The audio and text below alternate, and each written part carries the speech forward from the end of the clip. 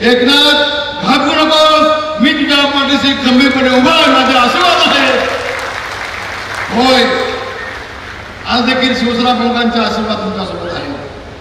शिवसेना प्रमुखांच्या विचारात तुम्ही पुढे नेले, विचारांच्या माध्यमातून शिवसेना प्रमुखांना तुम्ही जिवंत ठेवलाय.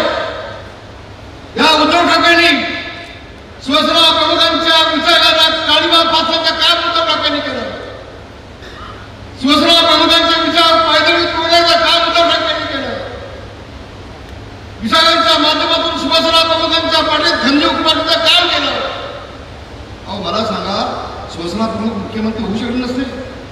झाले असते ना. नारायण राणेला मुख्यमंत्री बनवला, मनोज जोशीला मुख्यमंत्री बनवला, अरे मनोज जोशीला लोकसभेचा अध्यक्ष बनवला. का साहेब होऊ शकले नसते? अरे माझ्यासारखा सर्वसामान्य गरिबीतून वरती आलेला, झोपडपट्टीमधून वाढलेला रामदास कदम, त्याला सर्वसामान्य माझ्या माझ्यासारख्या माणसाला असामान्य महत्व प्राप्त करून दिलं. शिवसेनेचा नेता केला, शिवसेनेचा नेता केला. उद्धवजी तुम्हाला लाज वाटली पाहिजे शिवसेना प्रमुखांचं नाव घ्यायला.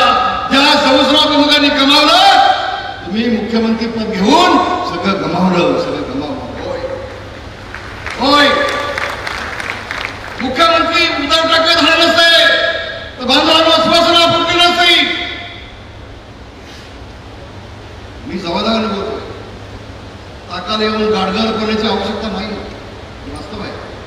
आणि कोकण इथं शिवसेना प्रमुखांची भूमिका आहे, पुणे आहे.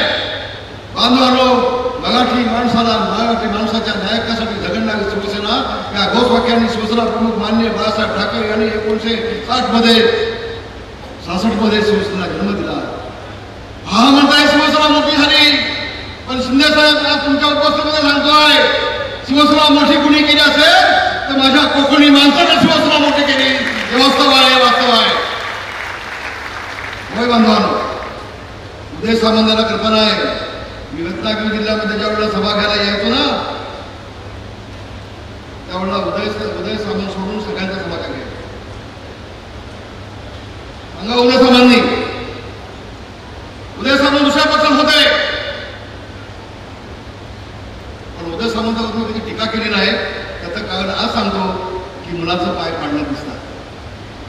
त्यावेळी मला कळलं होतं, एक ना एक दिवस हा उदय हा आमच्यासोबत भव्यासोबत आल्याशिवाय राहणार नाही, हा विश्वास होता. सांगा उदय सामंत